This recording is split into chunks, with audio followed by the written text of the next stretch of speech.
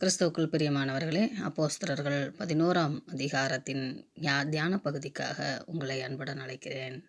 லூக்காவாகிய இந்த எழுத்தாளர் மிக அழகாக, நேர்த்தியாக, பரிசுத்த ஆவியானவரால் வழிநடத்த பெற்றவராக, ஒரு யூத மார்க்கத்தை அமைந்த கிரேக்கனாகிய இவர் ரோமனாகிய அந்த புறஜாதி மனிதனாகிய தியோப்பிலுவுக்கு எழுதும் பொழுது, திருச்சபையானது எப்படி உலகளாவிய திருச்சபையாக வளர்ந்தது, ஒட்டுமொத்த மனித இனத்திற்கும் கிறிஸ்து வேண்டும், ஒட்டுமொத்த மனித இனமும் கிறிஸ்துவை தேடும்போது, விசுவாசிக்கும்போது, ஏற்றுக்கொள்ளும்போது தேவன் அவர்கள் மத்தியிலே வாசம் செய்கிறார் என்பதை ஒரு தொலைநோக்கு பார்வையோடு எழுதுவதை நாம் காணலாம். அதாவது பாரபட்சம் இன்றி ஒரு சமத்துவமான சமுதாய கண்ணோட்டத்தோடு ஒவ்வொரு மனிதர்களையும் தேவன் பயன்படுத்திய விதம், அவர்கள் தேவனுக்கு கீழ்ப்படிந்தது, அதன் மூலமாக மற்ற மனிதர்களுக்கு உண்டான தேவ அனுக்கிரகம், கிருபை, இரட்சிப்பின் ஆவி என்றெல்லாம் கூட நாம் எடுத்துக்கொள்ளலாம். இப்படி சரிசமமாக கிறிஸ்துவின் சுவிசேஷம் பகிரப்பட்டது, பகிர்ந்து கொடுக்கப்பட்டது, ஏற்றுக்கொண்டவர்கள் ஆசீர்வாதங்களை பெற்றுக்கொண்டார்கள் என்பதை மிக அழகான ஒரு தொலைநோக்கு பார்வையோடு எழுதுகிறார். இன்னொரு புரிதலை நாம் இங்கே புரிந்து கொள்ள வேண்டும்.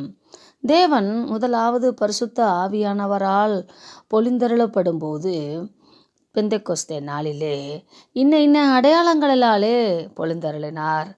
ஆனால் மனிதர்கள் எப்பொழுதுமே தேவனுக்கு ஒரு பவுண்டரியை போட்டுருவாங்க, ஒரு வரையறையை போட்டுருவாங்க. இப்படி வந்தா இப்படி வந்தா இப்படி வந்தா இப்படி வந்தான்னு.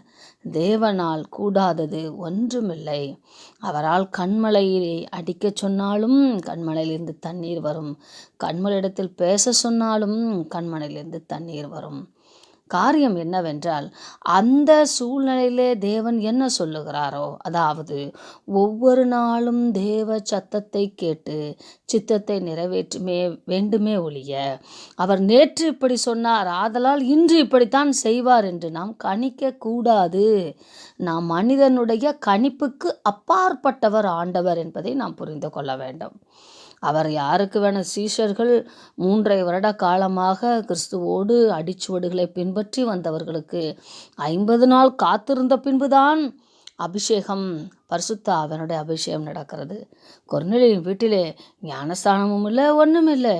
ஆனால் ஆண்டுடைய பரிசுத்த ஆவியானுடைய அபிஷேகம் உண்டாகிறது.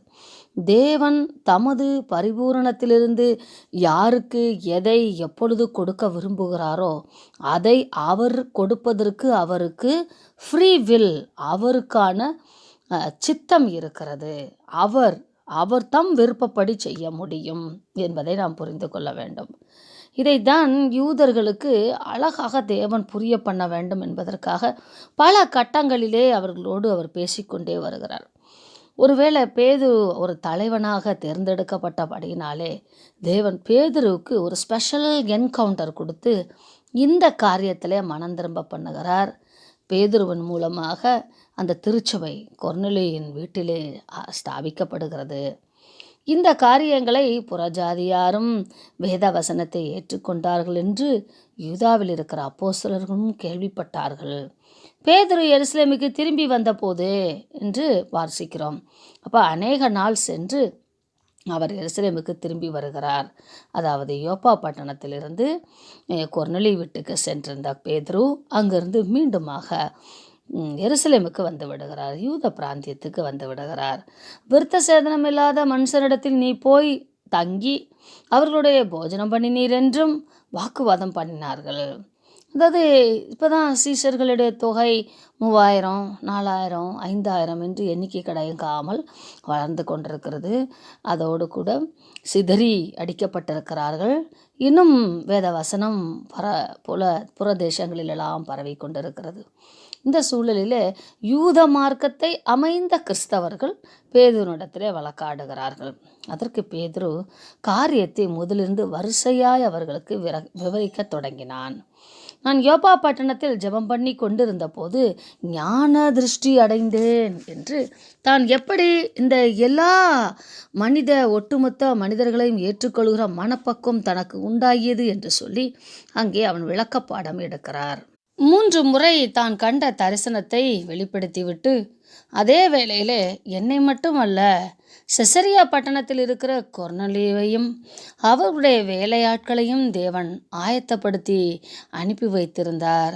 தேவன் சுத்தமாக்கினவைகளை நீ தீட்டாக எண்ணாதே என்று மறுமொழி சொல்லிற்று என்று நாம் வாசிப்பதினாலே, தேவனை தேடுகிற பக்தி உள்ளவர்களை தேவன் சுத்தமாக்கி அவர்களையும் நீதிமான்களாக மாற்றி ஏற்றுக்கொள்கிறார் என்பதை நான் புரிந்து கொண்டேன். எந்த இனத்திலாவது, எந்த ஜாதியிலாவது, எந்த மனிதன் ஆகிலும் எவனொருவன் கிறிஸ்துவை தன் இரட்சகராக, தன் ஆண்டவராக ஏற்றுக்கொள்கிறானோ அவனுக்கு நித்திய ஜீவன் உண்டாயிருக்கும் என்று சொல்லி யோவான் சுவிசேஷம் 3:15, 16, 17 நாம் வாசிக்கிறோம் அல்லவா. ஆதி காலந்தொட்டு மனம் மாறாத தேவன் ஆண்டவர் என்பதை பல விதங்களிலே விளக்கப்படுத்தி கொண்டே வந்தார். சுவிசேஷம் என்பது மனிதர்களுக்காக கொடுக்கப்பட்டது. சுவிசேஷம் என்பது ஒரு குறிப்பிட்ட மனிதர்களுக்காக மட்டும் அல்ல, ஒரு குறிப்பிட்ட ஜாதியினருக்காக மட்டும் அல்ல என்பதை நாம் புரிந்து கொள்ள வேண்டும். அதனால் யாரிடமாவது நான் பேசும்போது எங்க கடவுள் என்று சொல்லக்கூடாது, நம் தேவன் என்று சொல்ல வேண்டும், நம் கடவுள் என்று சொல்ல வேண்டும், நம்மை உண்டாக்கின கர்த்தர் என்று நாம் சொல்ல வேண்டும். அநேக வேளைகளிலே இந்த பொசசிவ் ஸ்பிரிட்னால மனிதர்கள் கிறிஸ்துவை வெறுப்பதற்கு நாமே காரணமாய் மாறிவிடுகிறோம். தேவ பேச்சுக்கு நான் மறுபேச்சு பேச முடியுமா? ஆதலால் ஒன்றுக்கும் சந்தேகப்படாமல் அவர்களுடைய போகும்படி பரிசுத்த ஆவியானவர் எனக்கு சொன்னபடினாலே என்னோட கூட 6 பேர்களை யோப்பா பட்டணத்தில் இருக்கக்கூடிய முக்கியமான யூத தலைவர்களை நான் அழைத்து சென்றேன். அவர்களும் என்னோடு கூட வந்தார்கள். நான் பேசிக்கொண்டிருக்கிற காரியங்களுக்கெல்லாம் இந்த 6 பேரும் சாட்சிகளாய் இருக்கிறார்கள். எனக்கு தரிசனமாகிய அதே தேவன் கொர்நேலியுவுக்கும் தரிசனமாகி, நீ இப்படி பேருள்ள மனிதனை, சீமோனை அழைத்து அனுப்பி நீயும் உன் வீட்டார் அனைவரும் ரட்சிக்கப்படுவதற்கு ஏதுவான வார்த்தைகளை அவன் உனக்கு சொல்லுவான் என்று அந்த தூதன் தனக்கு சொன்னதாக அறிவித்தான் என்று 14ஆம் வசனத்திலே வாசிக்கிறோம். கொர்நேலியு தேவனை அறியாதிருந்தும் தேவனை நோக்கி விண்ணப்பம் கொண்டிருந்தான். நான் உங்களுக்கு சொன்னது போல அவனுடைய மனசாட்சி நிமித்தம் அவன் அன்புள்ளவனாக வாழ்ந்து கொண்டிருந்தான். அவனுடைய ஜெபங்களிலே தன்னுடைய குடும்பத்தினருக்காக, தன்னுடைய உறவினர்களுக்காக, தன் நண்பர்களுக்காக, தன்னோடு பயணிக்கிற, வேலை செய்கிற ஒட்டுமொத்த அந்த கூட்டத்திற்காக, தனது பட்டாளத்திற்காக அவன் ஜெபித்தவனாய் காணப்படுகிறான். ஆதலால் தேவன் இந்த வீட்டு ஜெப கூட்டத்தை கூட்டும்படி தேவனே கொர்நேலியுவுக்கு சொல்லி இருக்கிறார். கொர்நேலியு அந்த காரியத்திற்கு கீழ்ப்படிந்தான். ஆதலால் அவன் தன் வீட்டார் அனைவரையும் ரட்சித்து கொண்டான். நான் பழைய ஏற்பாட்டு காரியங்களிலிருந்து புதிய ஏற்பாட்டு காரியங்களையும் இயேசு கிறிஸ்துவையும் குறித்து நான் பேசிக்கொண்டிருக்கும் போதே பரிசுத்த ஆவியானவர் ஆதியிலே நம்மேலே இறங்கினது போல அவர்கள் மேலும் இறங்கினார் என்றால், பெந்தெக்கோஸ்தே நாளிலே இறங்கியது போல அப்படிப்பட்ட அடையாளங்களோடு இறங்கினார் என்று அவன் சாட்சி கொடுத்தான். யோவான் ஜலத்தினாலே ஞானஸ்தானம் கொடுத்தான், நீங்களோ பரிசுத்த ஆவியினாலே ஞானஸ்தானம் பெறுவீர்கள் என்று கர்த்தர் சொன்ன வார்த்தை, இயேசு கிறிஸ்து சொன்ன வார்த்தையை நினைவு கூர்ந்தேன். எப்பொழுதும் பேதுருடைய பிரசங்கத்திலே ஆவியானவருக்கும் இயேசு கிறிஸ்துவானவருக்குரிய அந்த அடையாள சொற்களை பயன்படுத்துவதை நீங்கள் பார்க்கலாம். அதனால் கர்த்தராகிய இயேசு கிறிஸ்துவை விசுவாசித்திருக்கிற நமக்கு தேவன் வரத்தை அனுகிரகம் பண்ணினது போல அவர்களுக்கும் அந்த வரத்தையே அனுகிரகம் பண்ணி இருக்கும் போது தேவனை தடுக்கிறதற்கு நான் யார், எம்மாத்திரம் என்றான். இப்படி தேவனுக்கு நாம் ஒரு எல்கையை, வரையறையை குறிக்க முடியாது. நமது இஷ்டம் போல அவரை செயல்படுத்துவதற்கு நாம் அவரை பயன்படுத்த முடியாது, அதற்கு ஈடாக எதையும் செலுத்த முடியாது என்பதை பேதுரு நன்றாக புரிந்து கொண்டார். அதை தனது சக ஊழியர்களுக்கும் எடுத்து காட்டுகிறார். அப்பொழுது அவர்கள் எல்லோரும் அமர்ந்திருந்து என்றால் எவ்வளோ பெரிய வாக்குவாதமாய் இருந்திருக்கும் எண்ணி பாருங்கள். ஜீவனுக்கு ஏதுவான மனம் திரும்புதலை தேவன் புறஜாதியாருக்கும் அருளி செய்தார் என்று சொல்லி தேவனை மகிமைப்படுத்தினார்கள். நம்முடைய திருச்சபைகளில் இப்படிப்பட்ட குழப்பமான சூழ்நிலைகளில் பல விவாதங்கள் எழும்பலாம். ஆனால் ஆவிக்குரிய தலைவர்கள், ஆவிக்குரிய போதகர்கள், ஆவிக்குரிய டீக்கன்மார்கள் பொறுமையை அங்கே காத்து 2 பிளவுபட்டிருக்கிற திருச்சபையை ஒன்றாக ஒரு ஒப்புரவுதலுக்கு கொண்டு வருவார்கள். காரணம், அவர்கள் கிறிஸ்துவின் தன்மையுடையவர்களாய் காணப்படுவார்கள். நாம் கிறிஸ்துவின் தன்மையுடையவர்களாய் இருப்போமானால் எங்கே பிரிவினை இருக்கிறதோ அங்கே அன்பையும் ஒற்றுமையையும் யூனிட்டியையும் கொண்டு வருவதற்காக நாம் செயல்படுவோம். நம்மால் எங்கோ பிரிவினை உண்டாகிறதோ நாமே பிசாசு என்பதை புரிந்து கொள்ள வேண்டும். தொடர்ந்து லூக்கா எழுதுகிறார், ஸ்தேவான் நிமித்தமாக எழும்பின உபத்திரவத்தினாலே சிதறப்பட்டவர்கள் சுவிசேஷ வசனத்தை யூதர்களுக்கே அன்றி மற்ற ஒருவருக்கும் அறிவிக்காமல் பெனிக்கே நாடு, சீப்புரு தீவு, அந்தியோக்கியா பட்டணம் வரைக்கும் சுற்றி திரிந்தார்கள். பயம், ஏன்னா எதிர்ப்பு இருக்கிறது. அதனால அவங்க செலக்டிவாக யூதர்களுக்கு பர்சன் டு பர்சன் இவாஞ்சலிசம் மாதிரி செய்துட்டு இருக்கிறாங்க. கேள்விப்பட்ட யூதர்கள் சீப்புரு தீவுலையும் அந்தியோக்கியால இங்கெல்லாம் கேள்விப்பட்ட யூதர்கள் சீப்புரு தீவாரும் சிரேனே பட்டணத்தாரும் சிலர் அந்தியோக்கியா பட்டணம் வரைக்கும் வந்து அங்கே கிரேக்கர்களுடனே பர்சனல் இவாஞ்சலிசம் இயேசு கிறிஸ்துவை குறித்து பேசுகிறார்கள். கர்த்தருடைய கரம் அவர்களோட கூட இருந்தபடினாலே அநேக ஜனங்கள் விசுவாசித்து கர்த்தரிடத்தில் வந்து சேர்ந்தார்கள். தமிழ்நாட்டிலும் மாஸ் கன்வர்ஷனை காட்டிலும் அது குறிப்பிட்ட காலத்தில் ஒரு ஆரம்ப காலங்களில் நடந்திருக்கு.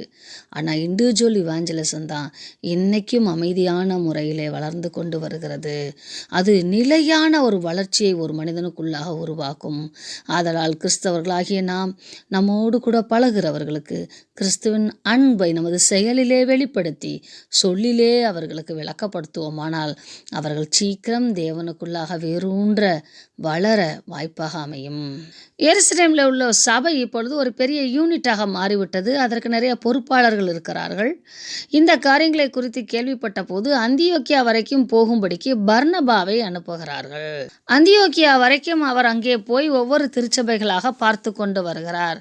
சீப்புரு, அந்தியோக்கியா, சிரேனே இந்த ஒவ்வொரு ஊர்களிலும் சுற்றி திரிந்து பார்த்து சந்தோஷப்பட்டு கர்த்தரிடத்தில் மன நிர்ணயமாய் நிலைத்திருக்கும்படிக்கு எல்லோருக்கும் புத்தி சொன்னான். பர்னபாவை குறித்து பல இடங்களிலே இன்ட்ரடக்ட் பண்ணி எழுதும் போதெல்லாம் அவனுடைய நற்குணங்களை மிக அழகாக விளக்கப்படுத்துகிறது. அது லூக்காவானாலும் சரி, அப்போஸ்தலரானாலும் சரி, பரிசுத்த ஆவியானவராலும் சரி, பர்னபா மிக அழகாக வர்ணிக்கப்படுகிறார்.